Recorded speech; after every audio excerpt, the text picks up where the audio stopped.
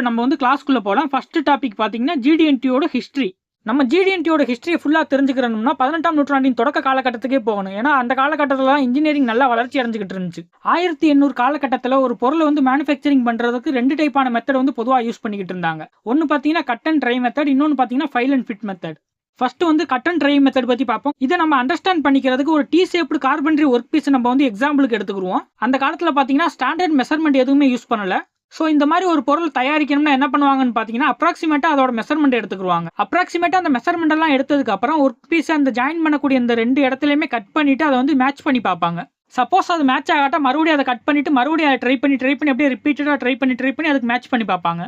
So இந்த மாதிரி ரிப்பீட்டடாக கட் பண்ணி மேட்ச் பண்ணி பார்க்கறதுனால என்ன ஆகும் பார்த்தீங்கன்னா ஒரு கட்டத்துக்கு மேலே அதிகப்படியான மெட்டீரியலை கட் பண்ணிட்டாங்கன்னா அந்த ஒர்க் பீஸ் பார்த்தீங்கன்னா ரிஜெக்ஷன் ஆகக்கூடிய வாய்ப்புகள் இருக்கு. அட் த சேம் டைம் இதில் பார்த்தீங்கன்னா ரொம்ப நேரம் வந்து வீணாகிக்கிட்டே இருக்கு. இதை ப்ரிவென்ட் பண்ணுறதுக்காக இன்னும் நாட்கள் போக போக இன்னும் கொஞ்சம் அட்வான்ஸ்டாக வந்து ஒரு மெத்தடை வந்து கொண்டு வந்தாங்க. அந்த மெத்தட் தான் பார்த்தீங்கன்னா ஃபைல் அண்ட் ஃபிட் மெத்தட். இந்த மெத்தடில் பார்த்தீங்கன்னா எக்ஸ்ட்ரா இருக்கக்கூடிய அந்த மெட்டீரியல் எல்லாமே ஃபைல் பண்ணி அதை ரிமூவ் பண்ணிட்டு அதுக்கப்புறம் அதை வந்து மேட்ச் பண்ணி பார்த்தாங்க. ஸோ இந்த மெத்தட்னால கட் பண்ணி வேஸ்ட் ஆகக்கூடிய அந்த ஒர்க் பீஸோட ரிஜெக்ஷன் குவான்டிட்டி எல்லாமே கம்மியாயிருச்சு. இதுக்காகவே அந்த காலகட்டத்தில் ஸ்பெசிஃபிக்காக ஃபைல் பண்ணுறதுக்கு கட் பண்ணுறதுக்குன்னே தனித்தனியான டூல்ஸ்லாம் யூஸ் பண்ணிக்கிட்டு இருந்தாங்க.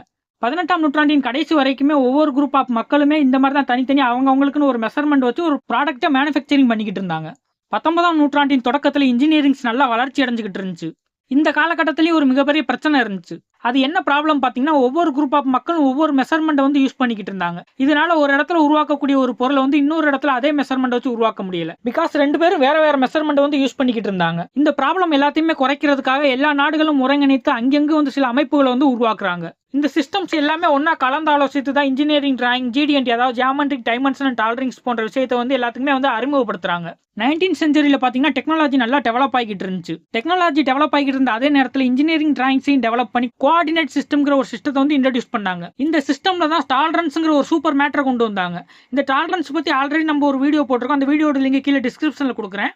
இந்த டாலரன்ஸ் சிஸ்டத்தில் வந்து மேக்ஸிமம் அண்ட் மினிமம் வேல்யூ வந்து எல்லா டைமென்ஷனுக்குமே ஃபிக்ஸ் பண்ணிட்டதுனால ரிஜெக்ஷன் அண்ட் வேஸ்டேஜ் வந்து ரொம்பவே கம்மியாயிருச்சு. இப்போ பார்த்தீங்கன்னா ஒரு ஸ்டாண்டர்ட் சிஸ்டம் வந்து உருவாயிருச்சு. ஆனால் இதுலையும் பார்த்தீங்கன்னா ஒரு மிகப்பெரிய ப்ராப்ளம் இருந்துச்சு. இப்போ இதில் என்ன ப்ராப்ளம் இருக்குன்னு பார்த்தீங்கன்னா ஒரு டிராயிங் எடுத்துக்கலாம். அந்த டிராயிங்கில் பார்த்தீங்கன்னா டைமென்ஷன் இருக்கு, டாலரன்ஸ் இருக்கு, அந்த சிம்பிள்ஸ்லாம் இருக்கு. இது வந்து அந்த எக்ஸ்பர்ட்டை தவிர மற்றவங்களால ஐடென்டிஃபை பண்ண முடியல அண்ட் அண்டர்ஸ்டாண்ட் பண்ணிக்க முடியல. ஸோ இதை மேனுஃபேக்சர் பண்ணுறவங்களுக்கு மற்றவங்களுக்கு சொல்லிக் கொடுக்க வேண்டிய அவசியம் இருந்துச்சு. 18ஆம் நூற்றாண்டில் யூஸ் பண்ண கட் அண்ட் ட்ரை மெத்தடாக இருக்கட்டும் அல்லது ஃபைல் அண்ட் ஃபிட் மெத்தடாக இருக்கட்டும், அந்த 2 மெத்தட்ல இருந்து இவ்வளோ வேகமாக வந்து டெக்னாலஜி அது இன்ஜினியரிங் டிராயிங் வந்து டெவலப் ஆனதுக்கு முக்கியமான ரீசன் பார்த்தீங்கன்னா வேர்ல்டு வார் தான். வேர்ல்டு வார் 1 அப்போ எல்லா நாடுகளுக்குமே ஆயுத உற்பத்தி வந்து ரொம்ப அதிகமாக தேவைப்பட்டுச்சு. போர் ரொம்ப இடத்துல நடந்துகிட்டு இருந்தனால அவங்களுக்கு தேவையான ஆயுதங்களை அங்கே வந்து உற்பத்தி பண்ணுறதுக்கு அவங்களுக்கு தேவையான இன்ஜினியரிங் டிராயிங்ஸ் அப்போதைக்கு ஸ்டாண்டர்டாக கிடையாது. இதுவே பல நாடுகள் வந்து போரில் வீழ்ச்சி அடைகிறதுக்கு முக்கிய காரணமாக இருந்துச்சு. ஸோ அதுக்கப்புறம் தான் அந்த ஜிடிஎன்டி இந்த இன்ஜினியரிங் டிராயிங் எல்லாமே நல்லா டெவலப் பண்ணி 2ஆம் உலக போகிறப்ப தேவையான ஆயுதங்களை வந்து அங்கங்கே வந்து மேனுஃபேக்சரிங் பண்ணிக்கிட்டாங்க. இதுக்கப்புறம் சில ப்ராப்ளம்ஸ்லாம் இருந்துச்சு. ஒவ்வொரு கண்ட்ரியும் பார்த்தீங்கன்னா மெஷர் பண்ணுறதுக்கு ஒவ்வொரு யூனிட் யூஸ் பண்ணாங்க. ஒருத்தவங்க இன்ச்சஸ் யூஸ் பண்ணாங்க, இன்னொருத்தவங்க பார்த்தீங்கன்னா மில்லிமீட்டர் யூஸ் பண்ணாங்க, இன்னொருத்தவங்க பார்த்தீங்கன்னா சென்டிமீட்டர் யூஸ் பண்ணிக்கிட்டு இருந்தாங்க. இந்த ப்ராப்ளம் எல்லாத்தையுமே குறைக்கிறதுக்காக தான் 1966 ஜிடிஎன்டிங்கிற ஒரு புக்கை வந்து குளோபலைஸ் பண்ணி பப்ளிஷ் பண்ணுறாங்க. அந்த புக்கோட நேம் தான் பார்த்தீங்கன்னா ANSI Y14.5M சொல்லுவாங்க. இந்த புக் தான் பார்த்தீங்கன்னா ஜிடிஎன்டி பேசிக்காக வச்சு உலகத்திலே ஃபர்ஸ்ட் வெளியிடப்பட்ட புக். இந்த புக் ஃபுல் அண்ட் ஃபுல் பார்த்தீங்கன்னா ISO ஸ்டாண்டர்டை ஃபாலோ பண்ணி தான் இருக்கு. இந்த ISO ஸ்டாண்டர்டுங்கிறது 1947 தான் ஃபர்ஸ்ட் வந்து கிரியேட் பண்ணுறாங்க. இந்த ANSIங்கிறது பார்த்தீங்கன்னா ஒரு அமெரிக்கன் ஸ்டாண்டர்ட் ஆர்கனைசேஷன். இதே காலப்போக்கில் டெவலப் பண்ணி 1994 இதோட நேம் பார்த்தீங்கன்னா ASMEங்கிறது மாற்றுறாங்க. அதாவது அமெரிக்கன் சொசைட்டி ஆஃப் மெக்கானிக்கல் இன்ஜினியரிங்கிற நேமில் வருது. இந்த ASME வந்து நல்லா டெவலப் பண்ணி 20th செஞ்சுரியில் பார்த்தீங்கன்னா எல்லாராலும் யூஸ் பண்ணுற மாதிரி சிம்பிள்ஸை வந்து நல்லா ஸ்டாண்டர்டைஸ் பண்ணிட்டாங்க. இன்னுமே இந்த சிம்பிள்ஸை பார்த்தீங்கன்னா டெவலப் பண்ணிக்கிட்டு தான் இருக்காங்க. லாஸ்ட்டாக பார்த்தீங்கன்னா ASME பொறுத்தவரை Y14.5ங்கிற ஒரு ஆர்டிகல் வந்து 2009 வந்து ரிலீஸ் பண்ணியிருக்காங்க.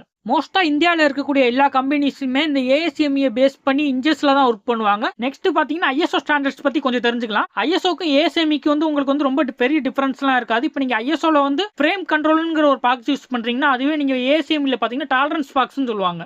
ஸோ நீங்கள் ரெண்டில் ஏதாவது ஒரு மெத்தட் ஈஸியாக அண்டர்ஸ்டாண்ட் பண்ணிக்கிட்டீங்கன்னா இன்னொரு மெத்தட் வந்து அதுலேருந்து உங்களால் அடாப்ட் பண்ணிக்க முடியும். லேட்டஸ்ட்டாக ரிலீஸ் பண்ண ISO ஸ்டாண்டர்ட் பார்த்தீங்கன்னா ISO TC213. ISOவை பொறுத்தவரை ஒவ்வொரு சிம்பிளுக்குமே தனித்தனி அந்த டிசைன் கோடெல்லாம் இருக்கும்.